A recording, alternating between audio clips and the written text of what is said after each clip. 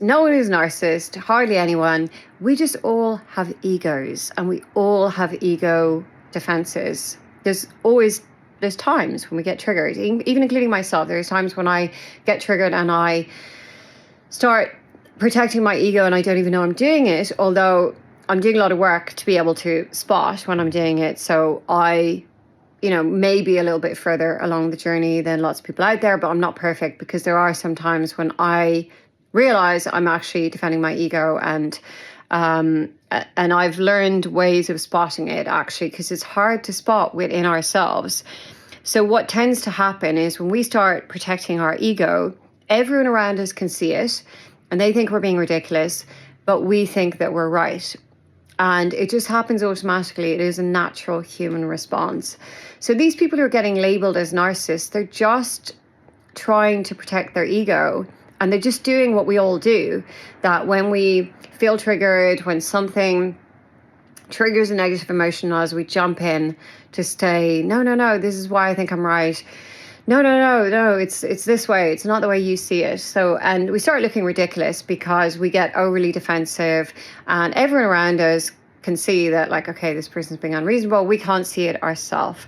So when all these people get labeled as being narcissists, what's really happening is they are just trying to protect their ego, and it is not their fault. They don't realize that they're being unreasonable.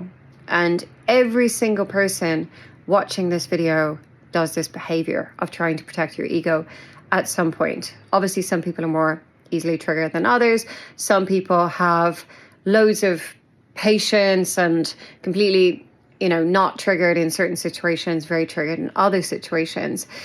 So we're all narcissists, or we all have narcissistic traits and tendencies, and there's always times when we can't see other people's perspectives. Some people are particularly skilled at seeing other people's perspectives, and some people have really, really, really worked on it. So part of the journey that I've been on in any type of conflict, I'm not saying there's not any conflict in my life. There's lots of conflict because I have very deep interpersonal relationships. So of course I experience lots of conflict. But when I'm in conflict, I always try to step back and see the other person's perspective. Now, I might not do that right away, because when our ego gets triggered and we get triggered in a way where we automatically start defending our ego, we know no better than to try and defend our perspective.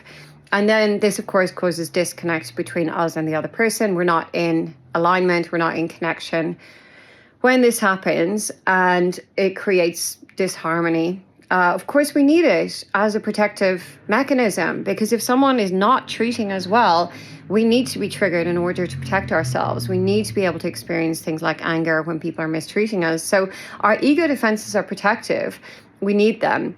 But when people have been mistreated in childhood, they've had a harsher upbringing, they've experienced a lot of trauma, a lot of abuse, they're going to be more sensitive than other people, and they're going to try to protect their egos a lot more than someone who has had a much more lovely experience in early life when they've come into this world. So be very aware and mindful of you calling anyone a narcissist. Please don't call your ex-partner a narcissist. Please don't call your current partner a narcissist. Please don't call your mom or your dad a narcissist. Remember, they were born in a different generation to you, so they are going to have a different level of emotional maturity. I'm not saying you're going to be more emotionally mature than them, and they're going to be more emotionally immature. I'm just saying you're from different generations. Your view of the world is going to be different. You're not always going to be in alignment. Most likely you've got very different personalities. Even if you've got very similar personalities, you will still probably have times when you trigger one another, because we are most triggered by the people that we care about. So next time you hear someone calling someone a narcissist, you could just say, look, that word is kind of overused. Can we just understand this from a perspective of people just trying to protect their egos, and they're just doing their best in the very moment when they are participating in this kind of defensive behavior or whatever